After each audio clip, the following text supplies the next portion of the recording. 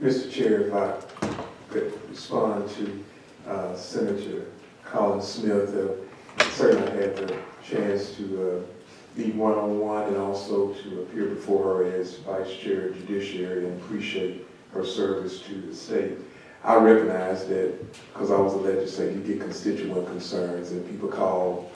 And what I would say, because that hadn't changed in 9 years, is that there is always a little bit more to the story. So the part that you mentioned about grandparent placement,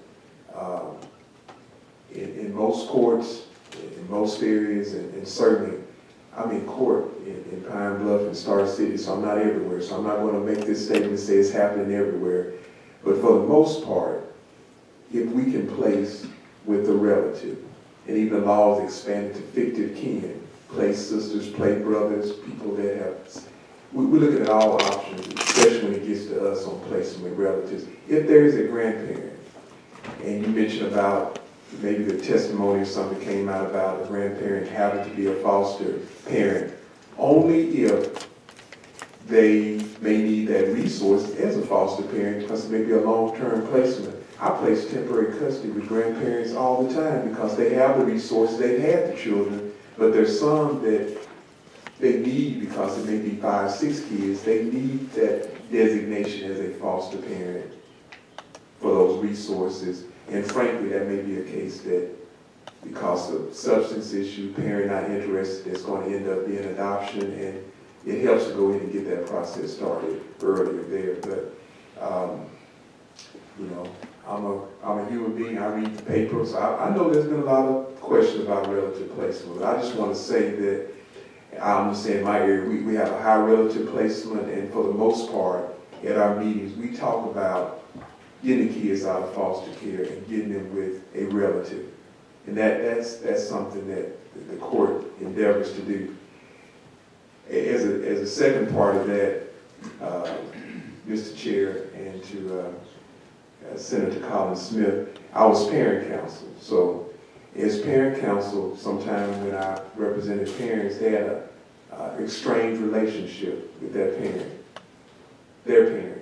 I don't want my kids placed with my mom. You don't know what she did to me. So you got that balancing there, because if the goal of unification, you wanted to place that kid back with the parents, so you place them with that grandparent where there's an estranged relationship. Are they going to facilitate visitation? I have to make those decisions all the time there. And sometimes I say, y'all have to be grown-ups. I'm looking at the best interest of the child. Grandma, you need to do this. Y'all need to let those issues subside. But those are issues, and Justice Wood talked about the relationship with the family structure. We're having to decide all the time, because that parent is objecting and saying, I don't want my kids to go with my mom or dad because, you know, they look down on me, they're not going to help with that. And so we're looking at all those issues involved with that. But with relative placement, with family members or extended family, sometimes it is cut and dry, no question about it, but sometimes it's layers that you have to deal with regard to that. And I want to thank my good friend Justice Wood for reaching out to you after the tweet, because certainly we've been no disrespect. AOC, the court's been no disrespect in not coming. Sometimes we get focused, tunnel driven into what we're doing, but anytime, and I'm saying this to both of our co-chairs, anytime y'all need us to come, if you let us know early enough, we will be there. We're the 3 here today. There were others that could not make it, but if when the session starts, there's an opportunity to be heard. You know, we just happen to be the closest that could get to Little Rock. I'm in Pine Bluff, Benton, and look, but there are other judges. Tom Smith from Benton County that couldn't be here today, but in no way are we in any disrespect to this august body, and will come at any time that our opportunity allows. So thank you. Well, I think you know that obviously the court, there was none.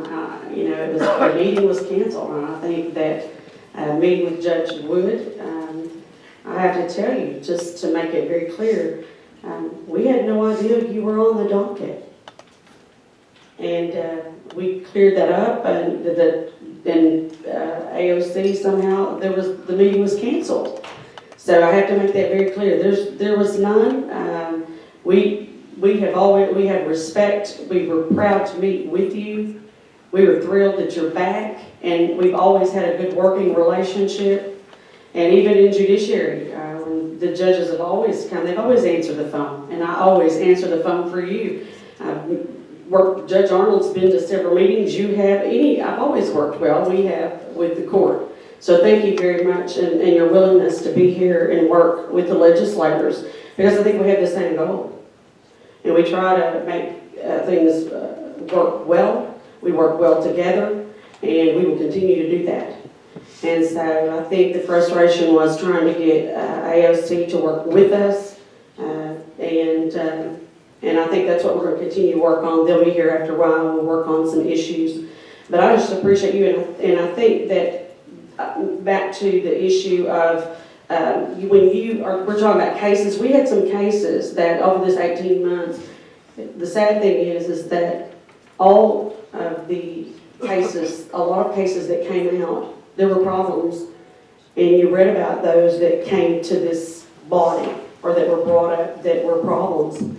And the appeals, the overturning of cases through ARDHS, the findings, and those were the ones that went to the paper. You know, there's a lot of them we don't hear about, and they're sad, they're just heartbreaking. One's too many, but then there's a lot of them, and that's why they kept coming back to this committee. The good outcome over this 18 months is that there's a group of people with DHS, the changes. There's going to be some good positive things come out of it. We can't fix the ones that are gone, that have gone on, you know, that have happened. But we can try hard together to fix, or for the future, that we try not to have one case that the state of Arkansas had, that we didn't do our jobs, any of us. And so we're going to try real hard to work together to not have problems, or to change some laws, or maybe to apply funds in an area that we can fix the problems. And so I think that's the positive outcome. You're here today, we're here, AOC's here, and the legislator's going to work together to see if there's some policy changes, whether it be in the agencies, whether, you know, you're reporting what you think we need to do. And I think you can see over the 18 months a true shift in attitude, and where we all want to work together to see a positive outcome. So I think that's what you're going to see the difference in. So I think you're going to see some changes. And as a team, I think it's going to be good. So thank you. Thank you, Senator.